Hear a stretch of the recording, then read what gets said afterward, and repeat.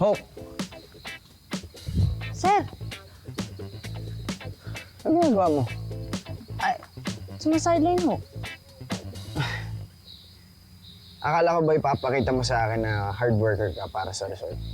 Ay, opo naman, sir. Nagpaalam lang po ako sa manager kung pwede akong sumideline. Umayag naman po siya eh. Tsaka, dapat po nasa resort kayo, di ba, para makita ako. Tingin mo talaga gusto kita makita. Feeling.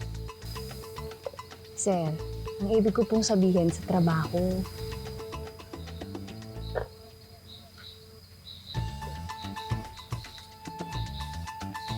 Basta. Pagdating ko, dapat nandun ka na.